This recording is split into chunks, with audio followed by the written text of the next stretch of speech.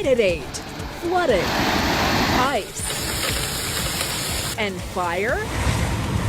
We have live team coverage as wild weather overtakes the Front Range. Still a very active radar tonight. Which areas will still see some heavy rain? A student in Greeley hospitalized after being violently stabbed in the hallway of the high school. He's monitoring if they're bringing stuff in and out of the school. And neighbors rush in to stop a group of thieves in Denver. Maybe next time they'll think twice before jumping in. I convinced my friend, let's all back off because you don't really want to get shot.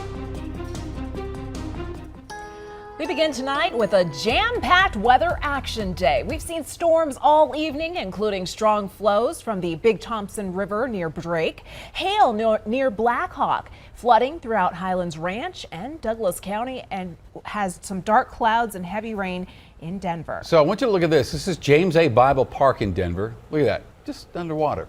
And we still have some lingering storms tonight. A lot of ground to cover this evening. We have live team coverage. Denver 7's Rob Harris is live in Aurora, where high water was forcing drivers to get out and brave the storm. All right, first our chief meteorologist, Mike Nelson. Quite a day, Mike.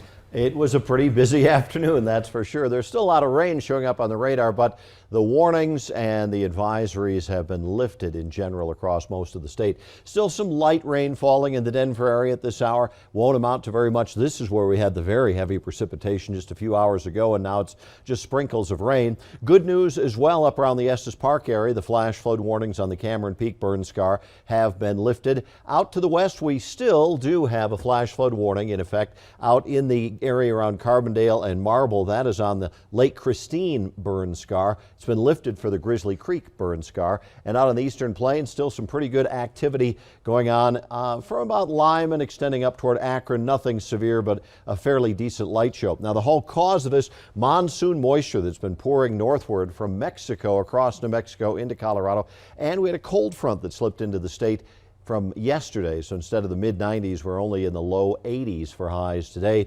As far as conditions for tomorrow, we'll still see more moisture in here. This is a view on a very rainy evening out in Lyman, Colorado. A lot of thunder and lightning out there. But for the most part, Denver is now just down to lighter showers. But could we set the stage for more moisture coming up for tomorrow afternoon? I'll have more details on that in just a bit.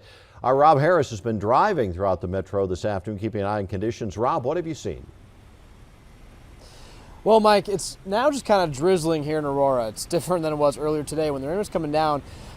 Pretty good, and we saw flooding in many parts of the road. Flooding has receded in most parts of Aurora at this point, but it did cause many headaches for drivers as they were going through Aurora and, frankly, throughout the whole state of Colorado. But I do want to show you this video my photographer and I got as we were driving on E470 near Quincy Avenue in Aurora. A lot of standing water on the side of the road, and it seemed to push some cars off to the side of the road, drivers pulling off to deal with some car troubles there. Quincy itself was shut down for more than an hour at Parker Road after police say flooding there led to multiple accidents and made the road impassable. Now, one of the drivers impacted was Axel Garcia. His car stalled in the floodwaters, and he had to hitch a ride from the tow driver because his stepdad was stuck in Castle Rock due to the flooding as well. I called my mom and I was like, can my stepdad come for me? And she was like, nah, he's stuck as well. So I was like, oh wow, what a day. Crazy, super crazy. Now, it wasn't just the metro that was hit by flooding. Michael from Drake in Larimer County sent me these videos from outside his home. He and his neighbors have been dealing with multiple floods this summer from the Cameron Peak burn scar. The Larimer County Sheriff's Office had to put out an emergency message this afternoon telling people in the Glen Haven area to get to higher ground immediately this afternoon. Now, thankfully, Michael says he and his family and his neighbors are okay this evening, but still some scary moments there, Jessica. Really tough out there for drivers. Thank you, Rob.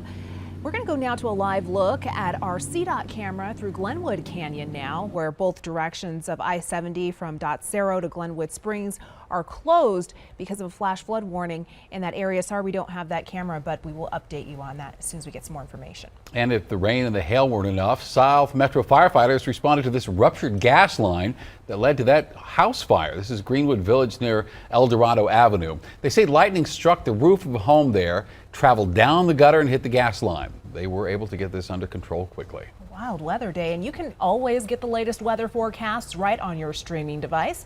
Just download the Denver 7 app. You can also get the latest on storms in your neighborhood 24/7 on thedenverchannel.com. A violent stabbing in the hallway just 2 days into the school year. Greeley police say it happened at Jefferson High School just after 11:30 this morning.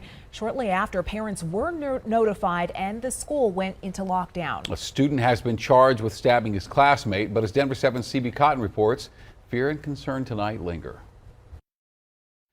Shannon, Jessica, Greeley police say a student is now charged with first-degree assault and interference of staff, faculty, students. Those charges coming after a stabbing in one of the hallways here at Jefferson High School. The student who was stabbed is expected to be okay. I've also learned while there is an SRO assigned to Jefferson High School, he was not here at the time of the ordeal. While I'm working to learn more about that situation, in the meantime, I want to show you part of a video that was sent to us. Take a look. We've blurred the video because these are all juveniles, but you'll still be able to see what appears to be two students struggling in the hallway while other students crowd around them. A school spokesperson tells us this all happened while the kids were headed to lunch. In an email sent to parents from the school district, the student suspect ran from the school after the stabbing, and the student was later arrested by Greeley police at around 1:30. Tonight, we spoke to a concerned grandmother whose grandkids will attend Jefferson High School in the near future. I'm not really shocked because of all the violence we've had and because of what I've been hearing in schools and because of what we've been seeing there. But I am saddened that, that our schools are not protected. Our students, the ones that really want to study, are not protected. Today is only the second day of the new school year, so a lot for kids here at Jefferson High School to take in. A district spokesperson tells me beginning tomorrow, there will be increased security on campus. Reporting in Greeley, I'm CB Cotton for Denver 7 News on Local 3. CB, thank you. Several people were injured this morning when an RV crashed into a Winchell's Donut House in Lakewood. This is the Winchell's at West Colfax and Pierce Street. Lakewood police and store owners say at least one employee was injured, as well as 4 people inside the RV. Their injuries don't appear to be life-threatening. Police say surveillance video doesn't indicate reckless driving. Officials are assessing the building, but say right now it is uninhabitable.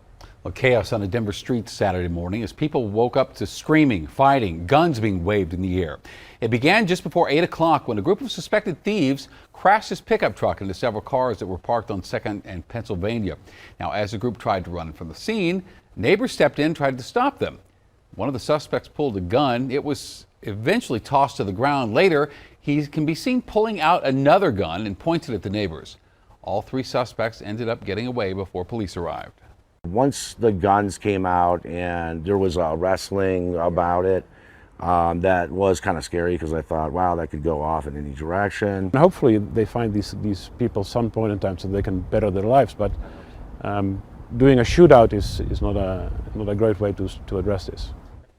The crash is estimated to have caused thousands of dollars in damages to several cars. If you know anything about this, give Denver police a call. Tomorrow, we may finally get a look at the long-awaited body camera video from the shooting that happened in Lodo last month. 6 innocent bystanders were hurt by Denver police officers who shot at a suspect and into a crowd. They say they were trying to stop a man they say showed a gun. Well, Aurora wants to discourage people now from giving money to panhandlers and instead have them donate to charity. City Council is discussing the proposal during a study session tonight. The proposal is designed to raise awareness of the negative effects of panhandling, include a public education campaign to encourage people to donate to local charities. Council says charities then can use the money to support those people in need. Time heals all wounds, except the scars left behind. Our loss and our pain, that part never goes away. One family coping with the 2019 STEM school shooting, still demanding action 3 years later. Try to make the school district where Kendrick lost his life the safest it can be. Tonight, Denver 7 Investigates goes in depth on millions of dollars allocated to our children's safety. Why has it taken so long for this money to be spent? And how Douglas County is handling the funds they promised would be spent on school safety. I understand that they want it spent quickly, but we are treating every dollar like it's our own.